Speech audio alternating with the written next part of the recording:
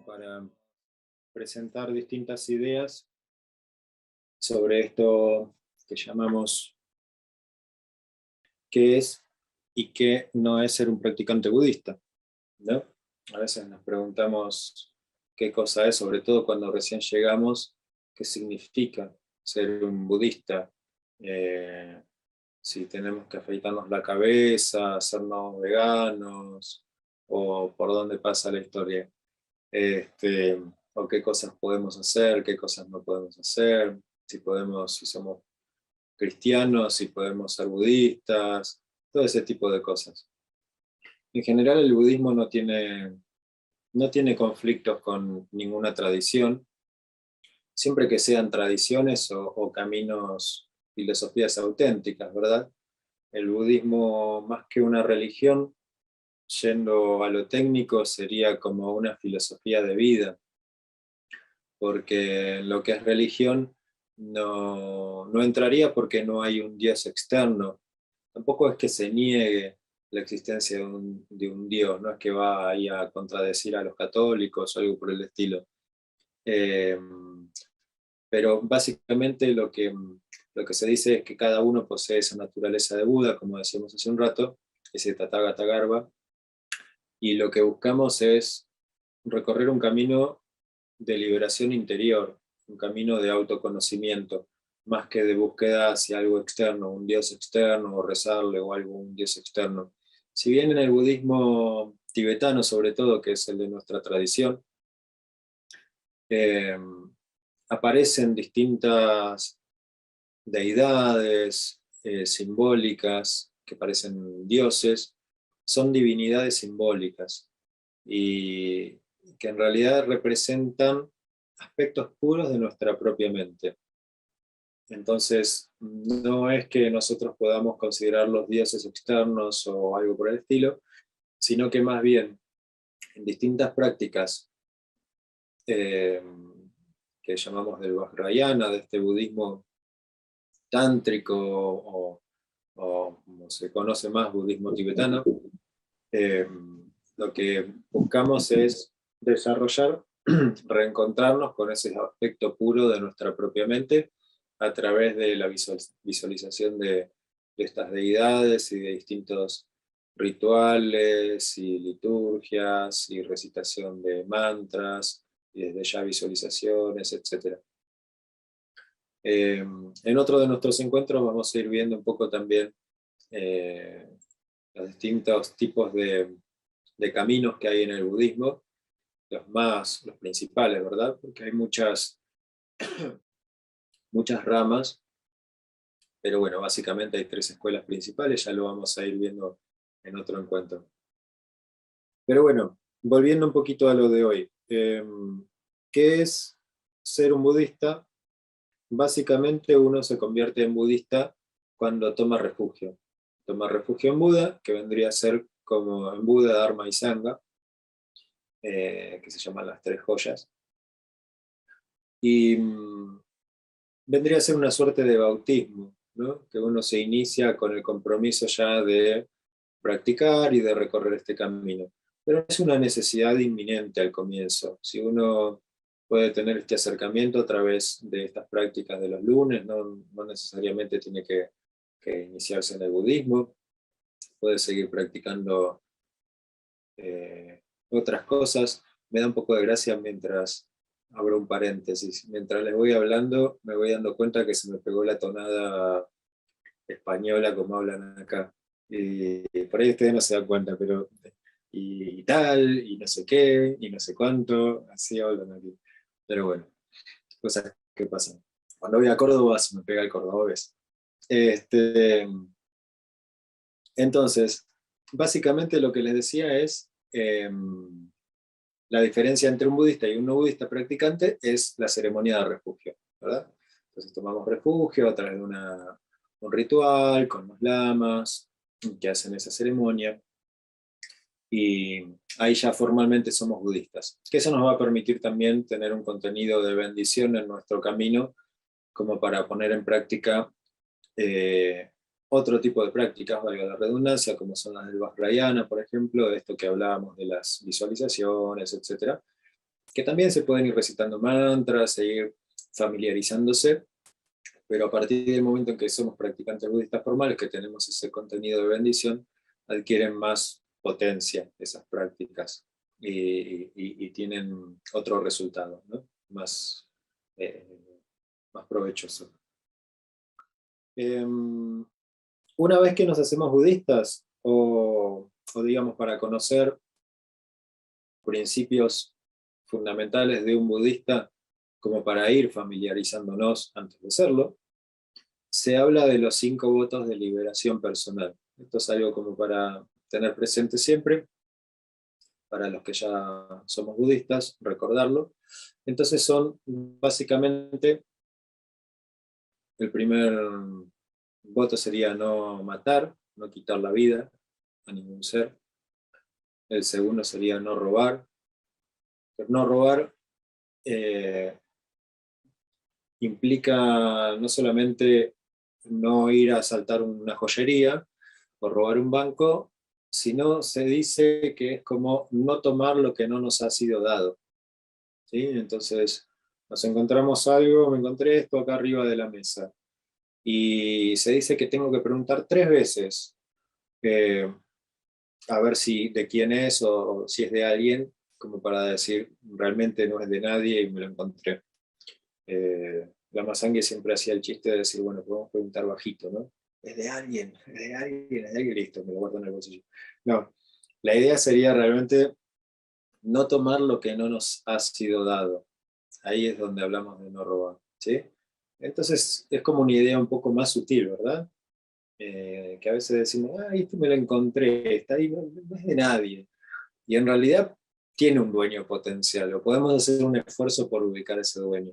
¿Sí? Ahí es donde se refiere a esto de preguntar 3 veces, es como una tradición, ¿no? Pero se refiere a eso, a tratar de encontrar el dueño, y si lo encontramos, eso va a ser mucho más provechoso y, y regocijante que el elemento material mismo. ¿Sí? Entonces teníamos eso, no quitar la vida, no matar, no robar, no mentir. Es lo siguiente, que se refiere, bueno, por supuesto a decir la verdad y a no decir lo que no es. Eh, que a veces ahí también, yendo a lo más sutil, entra en juego lo que es la exageración. A veces por inocencia, por costumbre, por hábito, somos un poco exagerados en lo que decimos, y en eso también hay que tener cuidado, ¿no? Porque estamos transmitiendo algo realmente que no es. Entonces, ahí es donde tenemos que observar, no es simplemente decir una mentira así eh, de manera directa. Se refiere también a esto, a esas sutilezas de no ser exagerados o no ocultar cosas, ese tipo de cosas, ¿no? Tenemos que analizar cada punto desde esas sutilezas. Eso en cuanto al tercer voto, ¿no? Dijimos, no matar, no robar, no mentir. Luego el cuarto es no tener una conducta sexual inapropiada. Bueno, se refiere básicamente a eh, si tenemos una pareja estable, ser fiel a esa pareja, tener unos hábitos saludables y, y no buscar desde ya pareja de otra persona, ese tipo de cosas, ¿no? Eso se refiere a una actitud sana a nivel de una conducta sexual o una conducta sexual apropiada. Luego tenemos el quinto voto, que sería no hacer uso de intoxicantes. Y ahí entonces a veces se habla de erradicar totalmente tomar alcohol, por ejemplo, desde ya que consumir otro tipo de elementos más fuertes o consumir drogas. Pero también yendo a lo sutil, no significa que vayan a ser budistas y no pueden tomar más una copa de vino a la noche, ¿eh? No pasa por ahí, aunque si lo hacen, no tendría nada de malo, está muy bien también. La idea básicamente es no llegar o no caer en un tema de adicción.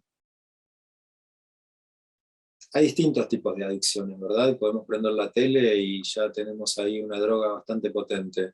O, por ejemplo, me duele la cabeza y me acostumbro a tomar un paracetamol cada vez que apenas siento una molestia en la cabeza. Hay cosas que se pueden resolver de otra manera o se pueden evitar. Entonces, a eso se refiere un poco al uso de intoxicantes. Intoxicantes que, valga la redundancia de nuevo, intoxican nuestra mente, ¿sí?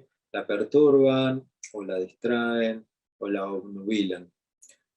Por supuesto que si estamos hablando de drogas o de cosas que se consumen, eh, realmente eso sería interesante poder dejarlo. Incluso el tabaco, que produce mucha ansiedad y distintas cosas, pero es un manejo de cada uno y lo importante es ir tomando un poquito de compromiso cada vez, de ir dejando. Por ejemplo, si fuman un atado de cigarrillos, bueno, tratar de fumar medio. Y luego, pasado un tiempo, tratar de fumar tres cigarrillos, no tres atados. Y luego de un tiempo, fumar uno cada tanto, y así, hasta poder dejarlo. Ahí es donde vamos a ir buscando ese avance. O no sé, mirar mucha televisión sin realmente utilidad, tratar de mirar menos y reemplazar por escuchar música, todo ese tipo de cosas, incluso en la comida también. A veces puede ser que tenemos una exagerada necesidad de comer dulce o azúcar, que es sumamente malo para el cuerpo y para la salud. Entonces ir reemplazando por otra cosa, por miel o por edulcorantes naturales o lo que fuera. Y así entonces vamos buscando un equilibrio y un camino de sanación desde cada aspecto, ¿no? De estos votos. Eh, Así que bueno, eso es básicamente en relación a los 5 votos de liberación personal, que difieren a un budista de un no budista, pero que básicamente no necesariamente hay que ser budista para seguir esto. Vieron que no son cosas extremadamente eh, para la práctica de un monje o algo por el estilo, es básicamente ser buenas personas y portarnos bien. Así que es un poco eso lo que vamos a encarar una vez que seamos budistas y sostenerlo, tener el compromiso de poder hacerlo. ¿Alguien preguntó algo o estaba de casualidad se prendió el micrófono? Si tienen alguna pregunta, creo que había una opción para levantar una manito o algo por el estilo, ¿no? O cualquier cosa me avisan. Bueno, otra cosa que vamos a tener en cuenta, vamos a ir viendo.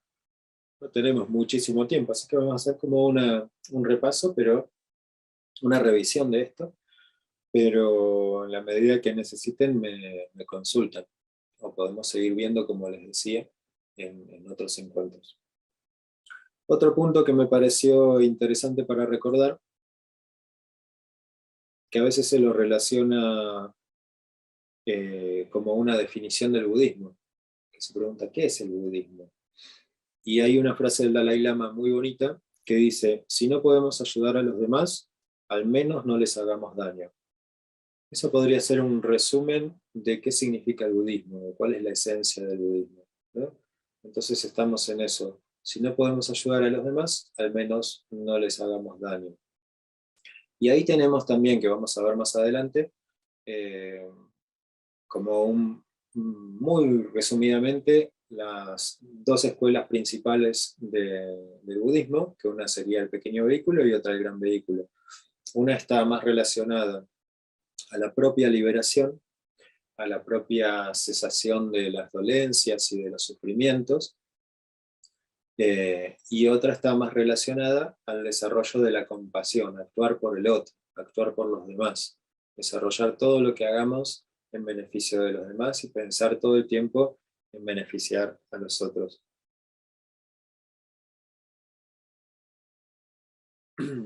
Entonces, básicamente cuando dice, si no podemos ayudar a los demás, que eso sería la actitud del bodhisattva, o la actitud desde la compasión, al menos no les hagamos daño.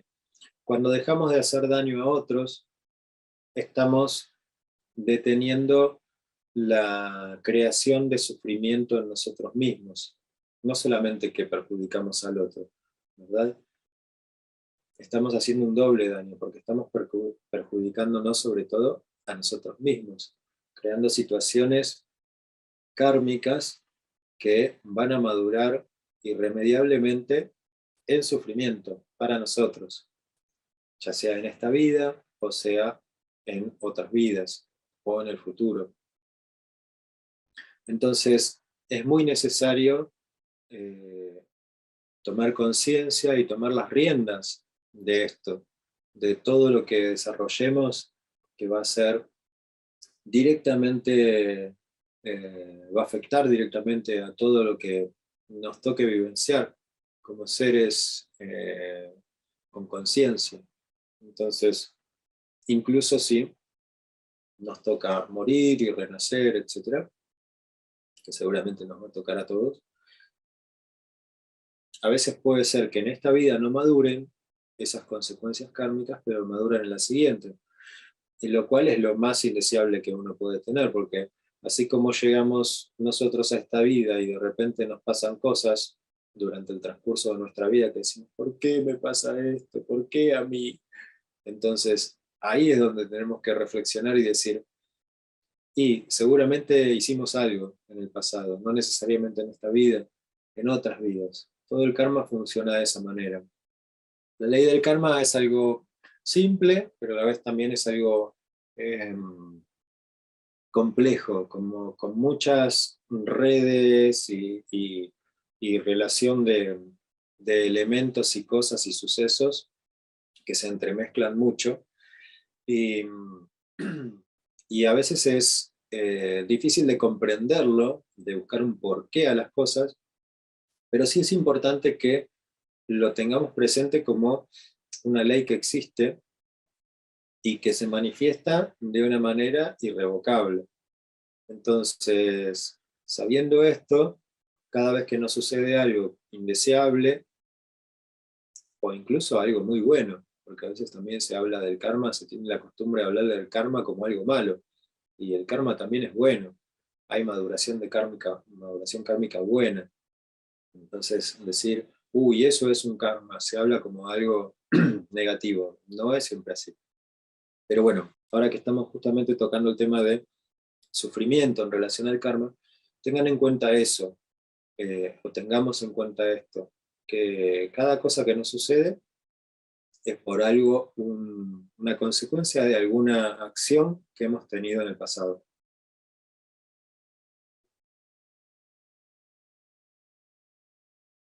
Se me está complicando un poco la garganta. Estuve con una tos hace 2 semanas, me había quedado sin voz. Me hice el test de COVID, no tenía nada, pero tenía una tremenda bronquitis. Consecuencia a veces de tomar un poco de frío.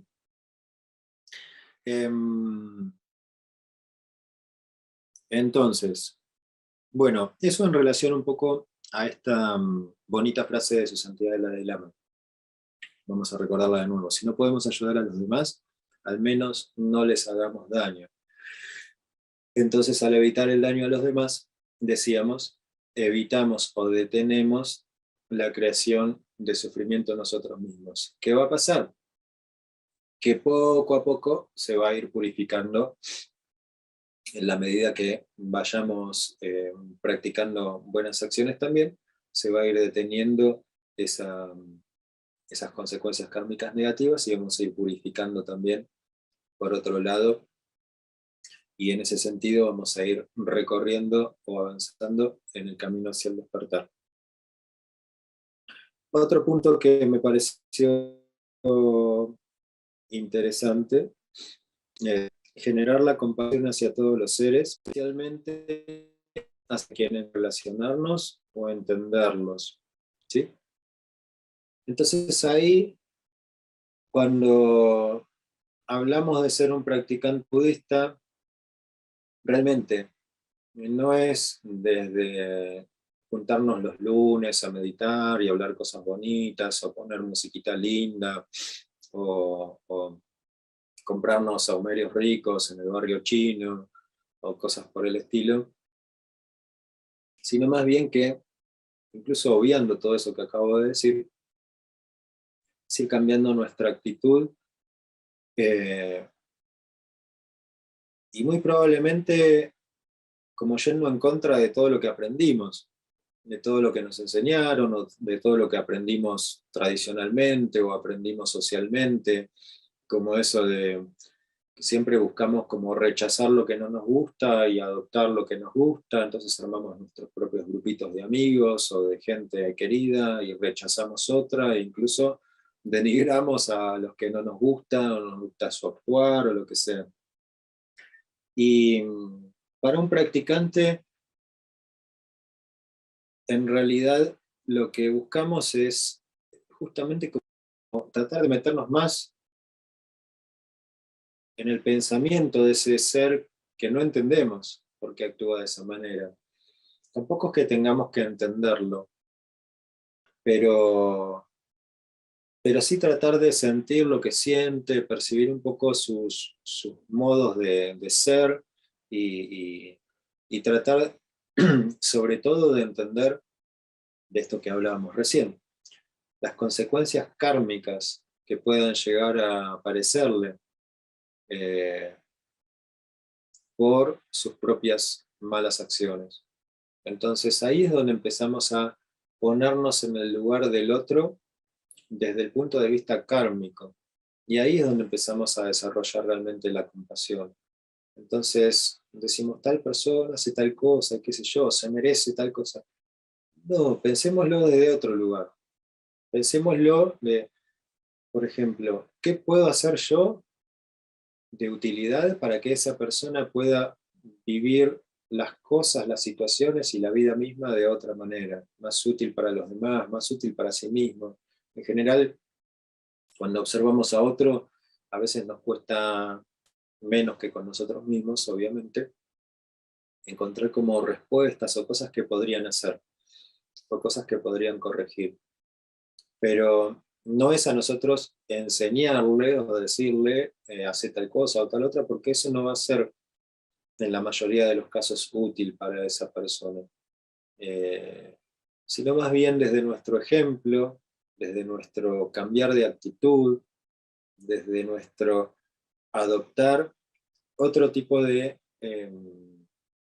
acción en base a lo que nos hacen, entre comillas. ¿Se entiende lo que voy diciendo? O sea, a veces reaccionamos a ciertas personas y lo único que generamos es rechazo por parte de esa persona, o más agresión o más negatividad con nuestras actitudes. Si nosotros simplemente eh, queremos despojarnos o queremos generar rechazo, incluso denigramos, como decía antes, o llegamos hasta insultar a alguien, es por miedo, lo hacemos por miedo, lo hacemos por querer librarnos de esa situación que nos produce miedo. Entonces, a través de todo ese enojo, insultos, etcétera, lo que hacemos es tratar de rechazarlo, lo convertimos en un enemigo con miedo. Entonces, básicamente lo que tenemos que tratar de hacer es amigarnos con la situación en sí, no tanto con la persona, sino en principio con la situación y con nuestro propio miedo, primero. Cuando nos amigamos con nuestro propio miedo, lo reflexionamos y lo encontramos y lo analizamos un poco, qué es lo que produce en nosotros que esa persona haga tal cosa. Es el miedo en nosotros mismos. Bueno, lo encontramos, lo observamos. ¿Qué hacemos ahora con ese miedo? Bueno, tratamos de, habiéndolo reconocido, dejarlo ahí y desarrollar una actitud que nos sea positiva para nosotros mismos, y eso va a ser un cambio en el otro. ¿Sí?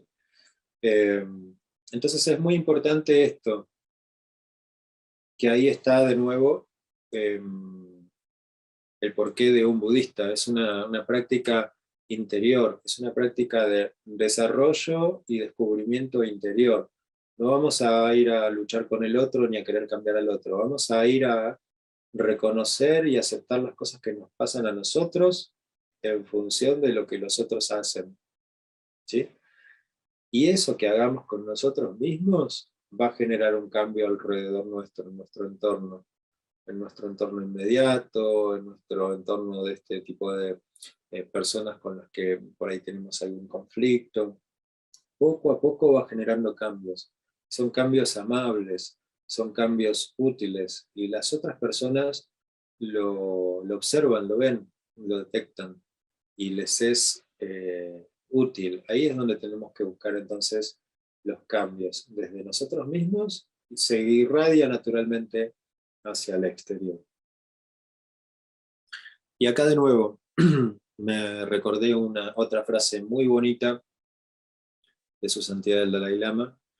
Eh, no recuerdo exactamente, yo anoté un porcentaje, llevaba unos porcentajes, no recuerdo si eran exactamente esos, pero deben serlo, aproximadamente deben serlo, no sé si puntualmente dijo así el Dalai Lama, pero me acuerdo el sentido de la frase sobre todo. Entonces dice: de todo lo que percibimos como siendo el mundo y los seres, el 5% es verdad y el 95% restante es una proyección de nuestra propia mente. Es muy interesante, ¿no? Entonces, a veces nos creemos unas historias y unas pelis bárbaras en relación a los demás, en relación a las situaciones, y decimos, y esto es así, y esto, todo lo otro es así, y tal cosa pasó así, por esto, por esto, por esto. Bueno, de todo eso que pensamos, es un 5% de cierto, y un 95% una peli nuestra, una proyección de nuestra propia mente. Es algo que vamos a escuchar mucho en el budismo, esto de proyectar, ¿no? Entonces, se refiere a que debido a nuestras propias obnubilaciones, a nuestra propia acumulación de karma, a nuestras propias tendencias kármicas, etcétera, etcétera, etcétera, vemos el mundo y vemos a los seres de determinada manera que en realidad no lo es. Está basado esa visión impura en nuestras propias tendencias y en nuestra propia negatividad no trabajada y en nuestros propios karmas. Entonces, ahí es donde proyectamos sobre el mundo y sobre los demás determinadas cosas que no hacen más que generar sufrimiento en los demás y generar más obnubilación y negatividad en nosotros mismos también. Y ahí es donde va entonces de nuevo el trabajo de un budista. Siempre tratemos de dudar de nosotros mismos, de lo que creemos en relación a esto, ¿no? De lo que creemos, si nos parece tal cosa de tal persona o de tal situación, paremos un poquito, contemos hasta 10, hagamos esto también que suele sugerir la Dalai Lama de no ver las cosas así directamente, tratemos de verlo un poquitito desde este lado, vamos para el otro lado y lo miramos de otro enfoque, miremoslos un poco desde un enfoque desde otro lado, y así vamos como generando distintas opciones de encarar o de analizar algo, y no nos quedemos simplemente con una cosa o con un concepto o idea, porque en la mayoría de los casos es simplemente una proyección de nuestra mente. Entonces, ahí es donde va el trabajo también de un practicante. Tenemos que siempre poner en duda, tomar como entre pinzas, entre comillas, lo que nuestra mente nos está diciendo. Frenarnos un poco y reflexionar, observar, ir con detenimiento, ir poco a poco, ir como livianos con nuestros propios conceptos. No los tomemos tan estrictamente rígidos o definitorios. Eh, y ahí es donde entonces vamos a ir encontrando, a partir de, por supuesto, acompañado de nuestra meditación y de el calmar nuestros pensamientos, que por ende apaciguan nuestras emociones, etc., vamos a ir encontrando distintas respuestas a cosas que antes por ahí ni nos preguntábamos, o por ahí eh, simplemente surgieron nuevas ideas o nuevas apreciaciones sobre personas. Empezamos a ver incluso a las personas también con un sentido más profundo, con un ojo más humano, más compasivo, y avanzamos en todo esto, ven que está todo interrelacionado, avanzamos en observar a las personas de manera más compasiva, lo que decíamos antes. Ahora vamos un poquito rapidito a observar. Uy, nos quedan 5 minutos. Bueno, vamos a estirarlos un poquito si no tienen problema. Continuamos unos minutitos más, que también tardé en conectarme con todo esto del Zoom y poner micrófono y todo el circo que armé acá. Me demoré un poquito. ¿Qué debemos evitar? Debemos evitar la solemnidad, ¿sí? Entonces, volvernos exageradamente puros en comportamiento, y lo que debemos hacer es cultivar la visión pura, pero sin necesidad de mostrarlo al exterior, ¿sí? Entonces, no tenemos que volvernos así solemnes cuando empezamos a meditar. Suele pasar, ¿eh? Llegamos ahí al budismo y nos sentamos todos así, y empezamos a andar con un mala, el rosario budista, nos ponemos acá el mala o en la mano, y andamos con cosas tibetanas, o nos empezamos a vestir todo de bordó, o nos afeitamos la cabeza de un día para el otro, todas esas cosas. Empezamos a comprar la mochila bordó, la bici bordó, cambiamos el auto y lo compramos bordó, y usamos camisas amarillas, y hacemos todo un circo bárbaro. Ponemos las banderitas de plegaria en cualquier lado, arriba de la cocina. Entonces, todo eso es muy lindo, pero lo más importante es lo que decíamos recién, es adoptar un cambio de visión, ¿sí? Trabajamos sobre la visión pura. ¿Qué significa esto? Es ir desarrollando cada vez más,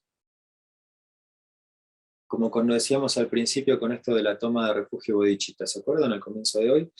De que vamos poquito a poco desarrollando como una intención pura, aunque no nos lo creamos, eh, pero sí desarrollar esa confianza de que vamos avanzando un poquitito más en una visión pura, y en el aspecto de desear alcanzar el despertar por el bien de los seres. En este caso, la visión pura se refiere a considerar a todos los seres como siendo Buda, ¿sí?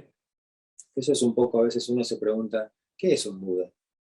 ¿Por qué? ¿Quién le dijo que es Buda? ¿O qué hace el Buda que es tan distinto a nosotros? Yo no puedo ser Buda. Bueno, sí, somos Budas. De hecho, Buda dijo que somos Budas. La diferencia entre Buda y nosotros es que él se dio cuenta y nosotros no. Entonces hay una pequeña diferencia. Entonces, cuando hablamos de visión pura y este trabajo desde el budismo en relación a las personas, en relación a las situaciones y todo, no tenemos que mostrar esa solemnidad de que somos un practicante budista como los que vemos en la tele o en los documentales, sino seguir siendo nosotros mismos, pero cambiando nuestra motivación, nuestra intención, nuestra forma de ver a los demás, ver con ojos más compasivos a los demás. Nuestras acciones pueden llegar a ser similares. Por supuesto que sí, nos encontramos con que estamos desarrollando y que nunca nos habíamos dado cuenta, actividades que dañen a otros o que perjudiquen a otros o que generen conflicto en los demás, tenemos que tratar de evitarlas. Tomar ese compromiso, como hablábamos también hace un rato, en relación al quinto voto de liberación, tomar el compromiso de poder ir disminuirlas o de ir erradicándolas completamente. Pero todo lo que hagamos, lo mejor que puedo aconsejarles es hacerlo de manera sutil, que no mostremos al exterior tanto cambio, tanta cosa, como que somos ahora puros y somos practicantes de meditación y bla, bla, bla.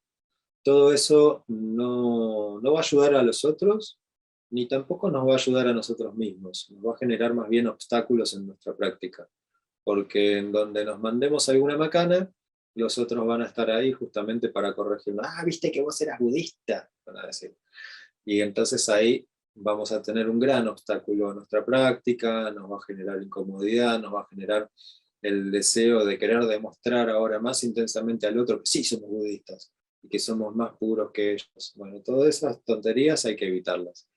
¿Cómo las evitamos? Justamente siendo bajo perfil.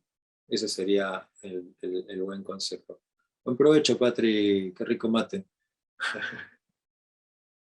Tengo el mío por ahí también.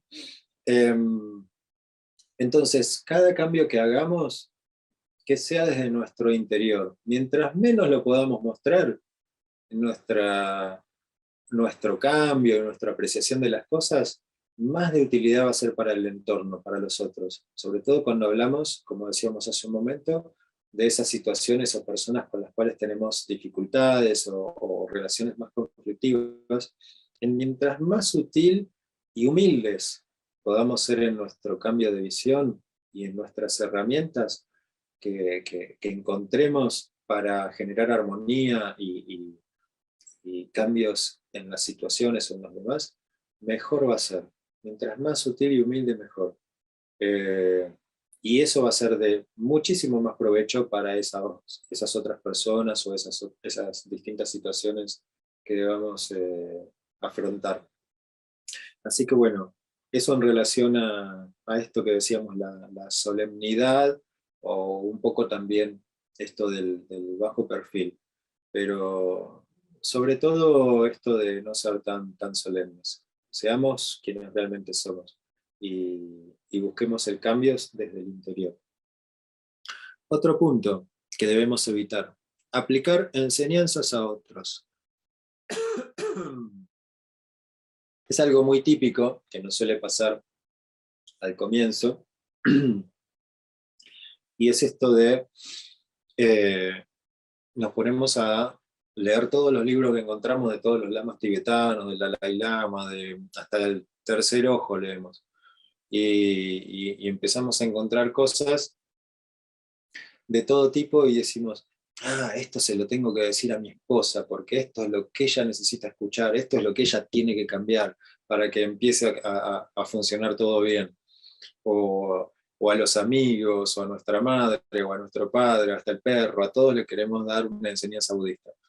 Entonces, en realidad, cuando leemos una enseñanza o escuchamos una enseñanza, un lama o lo que sea,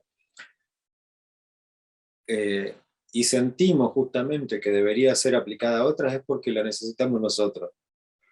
¿Sí?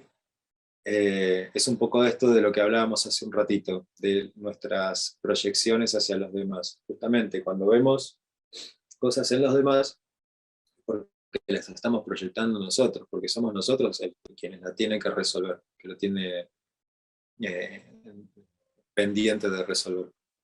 Entonces, cada vez que escuchemos enseñanzas o leamos en un libro cosas que sean muy importantes, nos va a surgir ese pensamiento de querer aplicarla a tal o cual persona. Instante siguiente tratemos de decir, bueno, a ver, paremos un poquito, lo voy a pensar como para mí mismo. Y ahí nos quedamos reflexionando. ¿Sí? Entonces tratemos de asimilar ese tipo de cosas para nosotros mismos.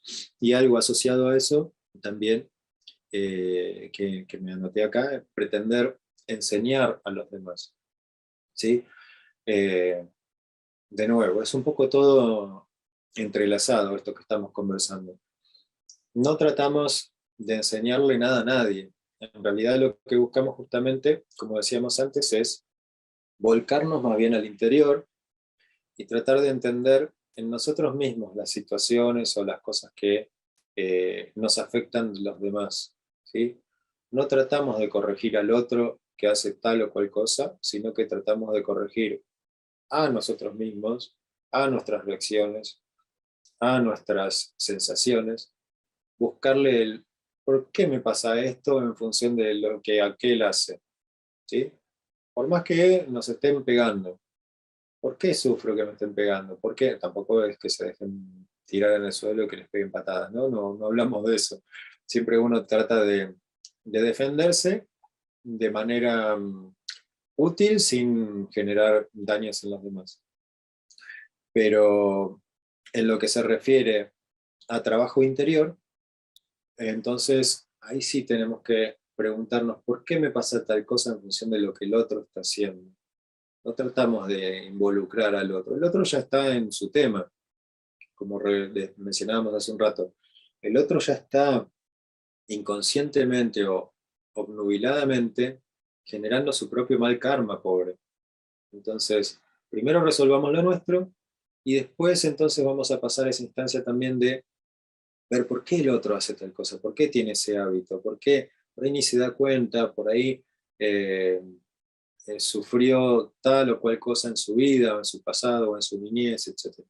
Entonces, siempre vamos a ir desde la reflexión, desde apreciar las cosas desde un corazón abierto y, e incluso a partir de ahí, de esta reflexión hacia nosotros mismos y de encontrarnos con nuestros miedos y amigarnos con nuestros miedos, como decíamos también hace un momento, vamos a mirar con otros ojos a la otra persona, no vamos a mirarlo así con ese odio, quiero que te vayas, lo vamos a mirar como compasivamente, vamos a abrirnos, vamos a poner, como dice Chogyam Trungpa Rinpoche, el corazón abierto arriba de la mesa, el corazón eh, totalmente abierto y como un corazón herido, ¿sí?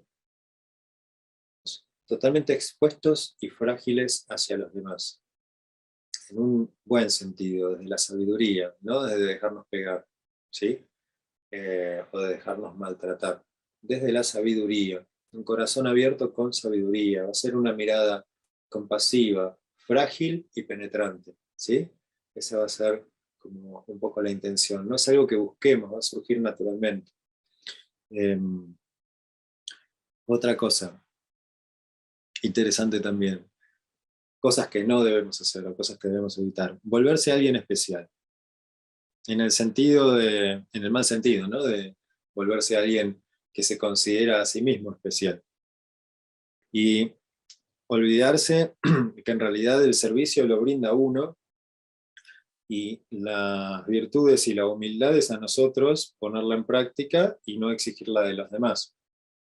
A veces pasa que nos hacemos budistas y queremos que nos tiren una alfombra roja, nos hagan prosternaciones adelante, o creemos que somos la reencarnación del futura del 17º Karmapa.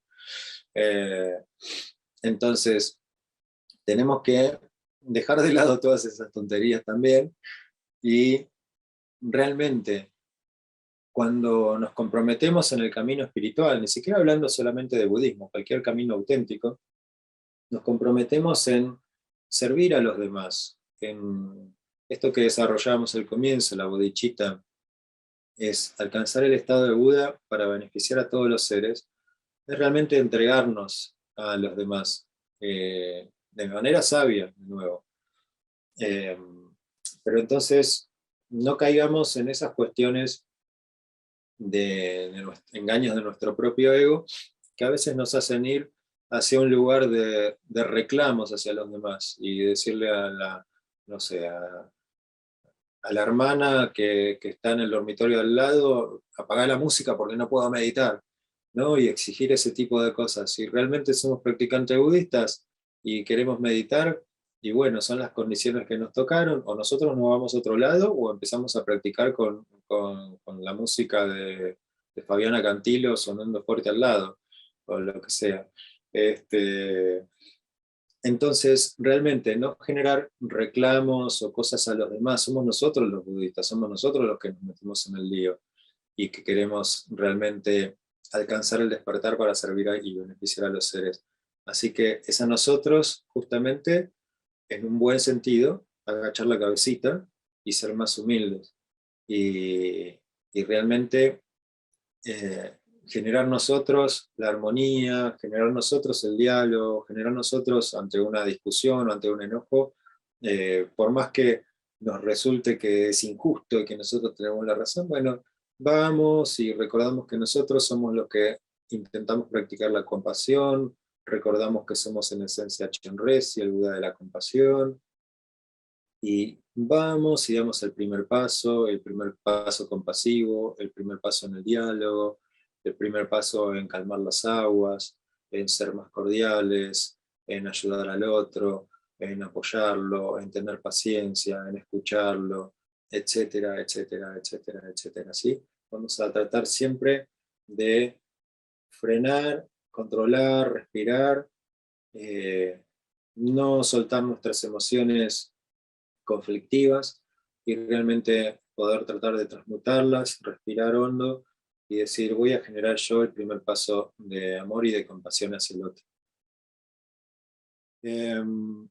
Y bueno, finalmente para recordar, como para que guarden unas otras lindas frases para tenerlas presentes en la semana o en su vida. Yo las tengo hace muchos años que las recuerdo y las considero muy valiosas. Una es muy bonita, es muy sencilla y es en relación a todo esto que estuvimos conversando. Samsara, ¿qué es el samsara? Muchos habrán escuchado hablar de la palabra samsara, donde está el samsara, el nirvana. Bueno, de poquito lo pueden ir leyendo, pero básicamente, samsara es ver defectos en los demás. Es una frase muy breve, pero muy profunda, realmente. Entonces, samsara es el ciclo de las existencias. Puede ser también eh, el mundo mundano, valga, hoy estoy con las redundancias. El mundo mundano es el samsara, todo lo que sería mundano es el samsara, todo eso es samsárico. Y básicamente es la rueda de sufrimiento, ¿no? Que se genera por vivir bajo nuestra propia obnubilación y generar karma y negatividad y por ende renacimientos poco fructíferos y de sufrimientos cada vez más en el ciclo de las existencias. El samsara es una rueda de renacimiento, no es tanto una cosa, una visión lineal de o me muero y voy para arriba o me muero y voy para abajo, sino que renazco, subo, bajo y doy vueltas por toda la rueda indefinidamente, hasta que alcancemos el estado de Buda, o hasta que encontremos el nirvana, que es la cesación del sufrimiento. Pero bueno, esta frase lo que nos dice es que samsara es ver defectos en los demás. ¿Qué quiere decir esto? Que en la medida que nosotros veamos algún tipo de defecto en los demás, estamos en el samsara. El día que no veamos ningún defecto en nadie, vamos a estar fuera del samsara. ¿Vieron qué simple y qué directo? Entonces ahí tenemos la explicación de qué cosa es un Buda. Un Buda es alguien que no ve defectos en los demás. Ni uno. ¿Por qué? Porque purificó completamente su mente. Entonces ve a todos los demás como si fueran un Buda. Como el Buda que son, en realidad. Por eso pasa cuando tenemos la fortuna de estar frente a algún gran lama, como su santidad Karmapa, su santidad Dalai Lama, Taishitu Rinpoche. Cuando él nos mira, ve en nosotros un Buda, y eso es como, por un lado nos descoloca, por otro lado nos ilumina, porque alguien es alguien con una firmeza y plantado y con una sabiduría y con toda una presencia que tiene encima, nos está viendo y nosotros a través de su mirada sentimos que nos ve como un Buda, es algo sumamente devastador para nuestro ego, inspirador e iluminador, si me permiten la palabra. Entonces, es algo que realmente debemos tratar de poder hacer en la medida que podamos en esta vida, siempre estar en contacto con los grandes lamas, que van a tener ese punto de vista, esa visión pura y esa visión de vernos como un Buda realmente. Otra frase para recordar. El camino espiritual es ser uno mismo lo que uno realmente es. Y es un camino a recordar día a día. Esto es como un resumen también de todo lo charlado. Entonces, ¿qué es ser un budista, en definitiva? ¿O qué es recorrer un camino espiritual auténtico? Es ser uno mismo lo que realmente es. ¿Sí? Entonces es encontrarnos a nosotros mismos, día a día, momento a momento. No es encontrar a alguien más. Con esto que hablábamos, por ejemplo, de la solemnidad. Cuando nos ponemos solemnes estamos generando ahí un muñeco duro que se porta bien. Eso no es ser budista. Es ser un muñeco nada más. Entonces, La idea de ser practicante es, si somos mecánicos, seguimos siendo mecánicos. Si somos pasteleros, seguimos siendo pasteleros. Si somos esquiadores, seguimos siendo esquiadores. Si somos pizzeros, seguimos siendo pizzeros. Si somos jueces, seguimos siendo jueces. Si somos abogados, seguimos siendo abogados. Entonces aplicamos nuestra, eh, nuestras herramientas al budismo y aplicamos el budismo a las herramientas o contexto personal que tengamos. Y ahí es donde hay un crecimiento y un avance y un descubrimiento sublime, realmente. Entonces, eh, debemos realmente, más allá de nuestras profesiones o de nuestras actividades, realmente descubrir cada día quién somos, qué somos y quiénes somos en relación a lo que hacemos y a nuestra propia vida. Eso es sumamente importante y eso es ser realmente alguien auténtico, y ahí es donde somos practicantes, ahí es donde podemos llamarnos budistas. Que bueno, budista, budismo es un ismo más, tampoco es, no tenemos que caer en ese mundo de los conceptos tampoco. El budismo se inventó después de que Buda ya no estaba más, no lo inventó Buda.